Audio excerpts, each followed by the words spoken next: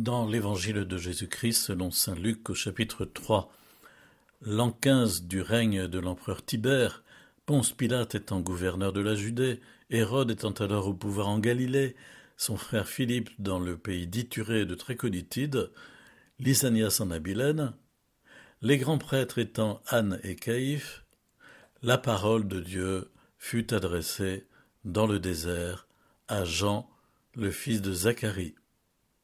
Il parcourut toute la région du Jourdain en proclamant un baptême de conversion pour le pardon des péchés, comme il est écrit dans le livre des oracles d'Isaïe le prophète.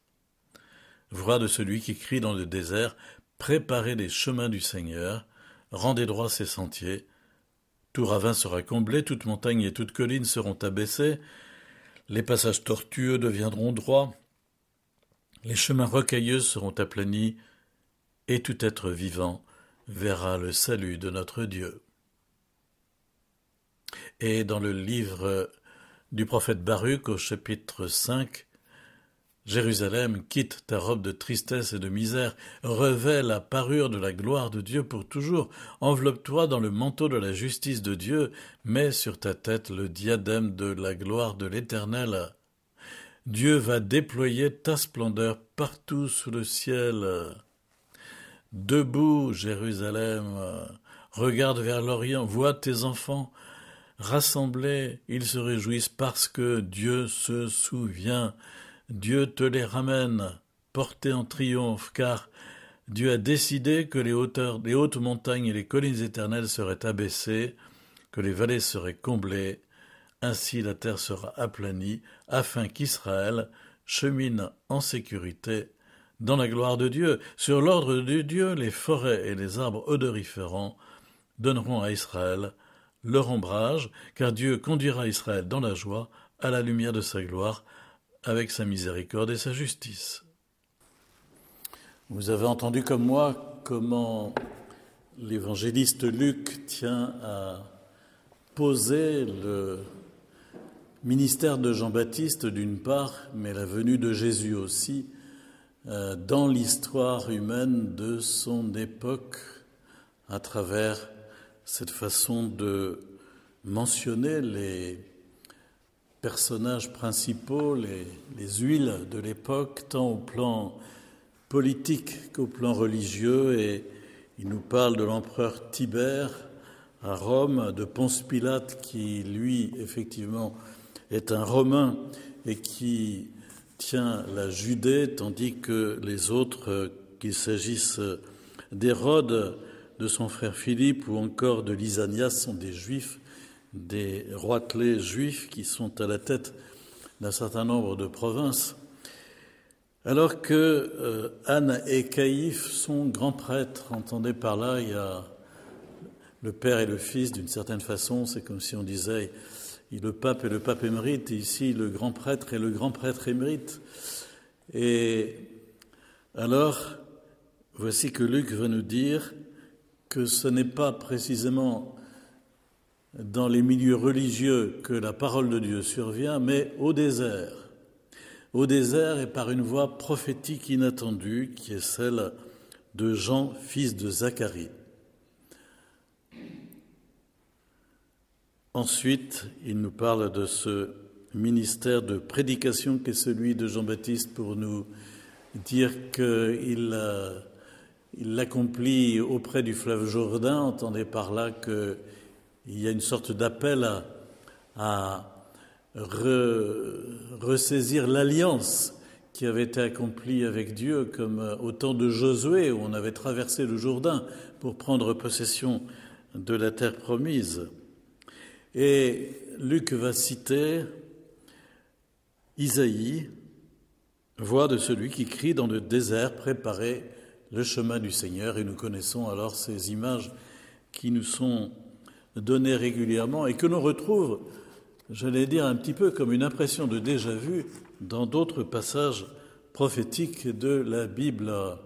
Ainsi, en première lecture, le livre de Baruch, lui, va citer, sans le dire, le prophète Isaïe Alors que Luc, lui, se permet quand même de dire ainsi est-il écrit au prophète Isaïe. Baruch, non seulement prend de larges passages sans le dire, mais d'une certaine façon fait un plagiat. Baruch, c'est un prophète dont on ne connaît rien, qui est probablement du IIe siècle avant Jésus-Christ, qui a repris le nom du secrétaire du prophète Jérémie, qui s'appelait Baruch. C'est dire qu'il se situe sous la protection et voilà, à l'intérieur de ce courant prophétique. Et alors il va, regardant Jérusalem et reprenant la saga du retour d'exil, vous vous souvenez, le peuple avait été emmené en captivité à Babylone au VIe siècle avant Jésus-Christ.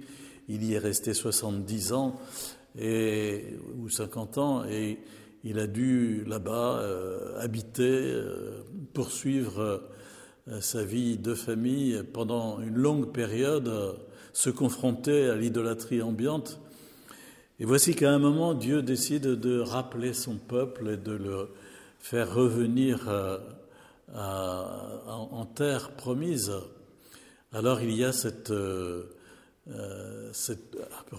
d'une certaine façon, cette légende du retour d'exil avec toutes ces images extraordinaires qui sont données, où le désert est transformé en autoroute, en quelque sorte. Dieu va aplanir toutes les sentiers, les collines et tout ce que l'on veut. Et puis les bords de l'autoroute vont produire des arbres et ainsi le désert va se mettre à végétaliser et devenir vert. C'est très tendance.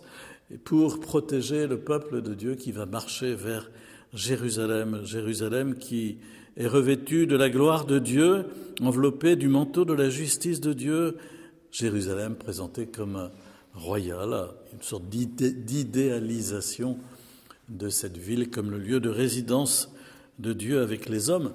Et nous entendons à travers cela, si nous connaissons notre Bible, pour nous une sorte de référence aussi au livre de l'Apocalypse, à la toute fin de la Bible, où nous voyons la Jérusalem céleste descendre d'en haut, revêtue de la gloire de Dieu, ayant en elle la présence même de Dieu, de l'agneau, de l'Esprit, de la gloire de Dieu. Et alors nous sommes appelés à vivre ce temps de l'Avent pour nous préparer à entrer profondément en communion avec Dieu. Nous célébrons Jésus, celui qui vient chercher comme berger son peuple pour l'emmener jusqu'à la Jérusalem royale où nous sommes attendus. C'est notre perspective. Nous ne sommes pas ici pour vivre éternellement sur la terre, nous le savons, mais enfin, nous préférons ne pas trop le savoir quand même. Et nous sommes appelés à nous retrouver dans la Jérusalem céleste, en Dieu, dans la lumière de Dieu. Et c'est notre perspective profondément. Alors, est-ce notre désir dans notre cœur? C'est une autre chose. Mais il faut nous le rappeler sans cesse et cultiver cette espérance pour pouvoir la partager à d'autres qui sont à côté de nous.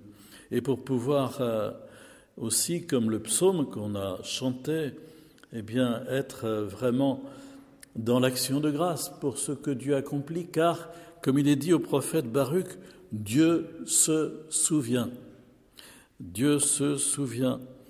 Ils se réjouissent parce que Dieu se souvient. Dieu est fidèle à son alliance. Et ce qu'il a dit, il le fera. Et quand nous constatons qu'il le fait, alors nous pouvons dire, oui, vraiment, Dieu est fidèle. Il se souvient, il est là, il prend soin de nous, il nous aime.